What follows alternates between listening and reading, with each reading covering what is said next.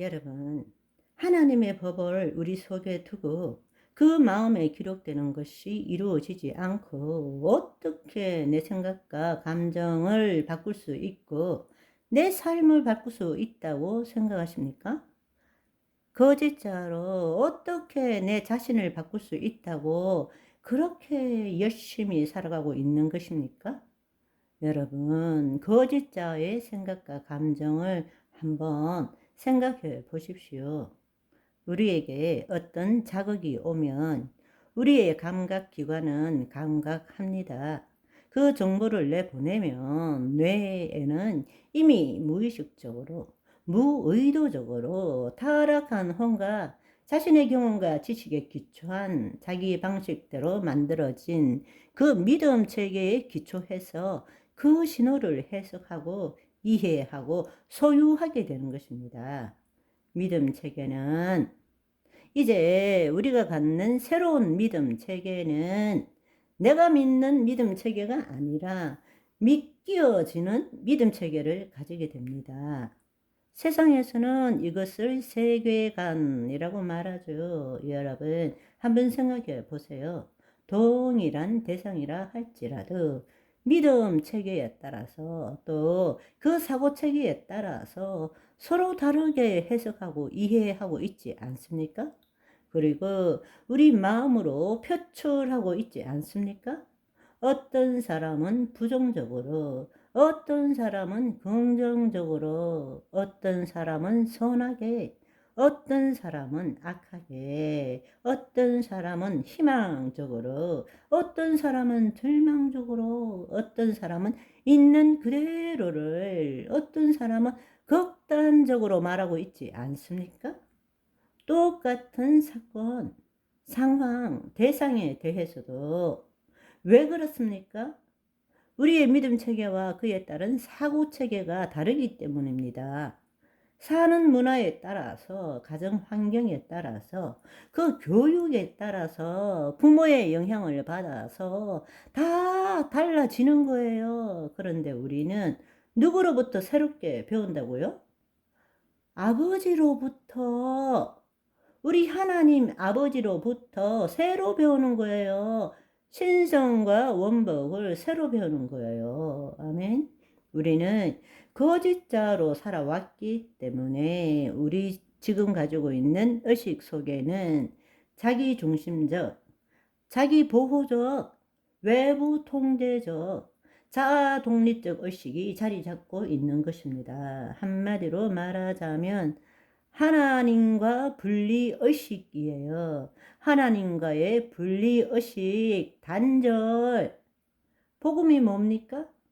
예수 그리스도 안에서 하나가 되는 의식이잖아요. 그런데 우리는 예수를 믿고 신앙생활을 하지만 여전히 우리 안에 있는 의식은 자기 중심적, 자기 보호적, 외부 통제적, 자아 독립적 의식이 자리 잡고 있다는 것입니다. 그것 때문에 생존 의식으로 인한 두려움, 피해 의식으로 인한 분노, 우울의식으로 인한 교만, 허무의식으로 일어난 슬픔이 우리 안에 늘 내재하고 있는 것입니다. 늘 결핍과 부족에 시달립니다. 내가 온전하지 못하기 때문에 늘 채우고자 하는 욕구에 시달리고 늘 추구하는 삶을 살아야 한다고 믿고 있는 것입니다. 결과적으로 하나님 나라 복음의 관점에서 볼 때 본질적 변화를 제대로 체험하지 못하면 늘 죄책감과 수치심에 기초한 부정적 믿음 체계에 기초한 생각과 감정을 자기 마음판에서 선택할 수밖에 없다라는 것입니다. 무슨 말인지 이해되시죠? 그러나 우리가 그리스도 현존 의식을 갖게 되면, 그걸 체험하게 되면 우리는 그에 따른 새로운 의식으로 우리 내면에, 즉 우리의 심중에 새로운 믿음 체계가 형성되어진다는 것입니다. 성령님에 의해서 그 심중에 새로운 믿음 체계가 심겨진다는 것입니다. 그게 뭐냐? 사랑의식에 기초한 하나됨을 이루고자 하는 믿음 체계입니다. 둘째는 온전의식에 기초한 풍성함을 누리고자 하는 믿음 체계입니다. 세 번째로는 갈망의식에 기초한 하나님의 의를 나타내고자 하는 믿음 체계입니다. 아멘. 네네. 이것이 생득권이에요. 이거는 노력해서 되는 것이 아닌 거예요. 배워서 되는 것이 아니에요. 우리 안에 하나님의 영이 임했기 때문입니다. 누가복음 15장의 돌탕 이야기에서 탕자가 돌아왔을 때에 그가 제일 먼저 바뀐 것이 무엇입니까?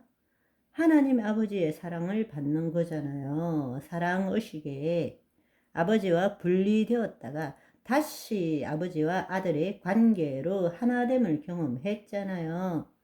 새 신발, 새 가락지, 새 옷을 입었잖아요. 더 이상 부족해서 돼지가 먹는 지엄나무 열매도 못 먹는 그런 게 아니라, 예, 내 것은 다 내 것이로되 첫째 아들에게 줬던 그 말씀 온전하다는 것입니다.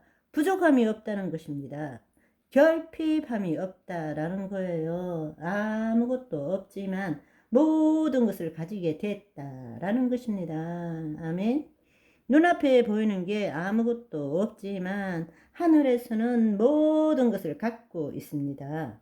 필요할 때 주님의 것을 얼마든지 쓸 수 있기 때문입니다. 이제는 외부로부터 뭔가 내 욕심을 채우기 위해서 욕구를 채우는 것이 아니라 내 안에 있는 하나님의 생명, 하나님의 영광을 드러내고자 하는 갈망이 넘쳐나게 된다는 것입니다. 저와 여러분은 사랑해야 되기 때문에 사랑하는 것이 아니라 내 안에 하나님의 사랑이 철철 넘쳐 흐르는 오늘을 살아가시기를 소망합니다. 바이바이.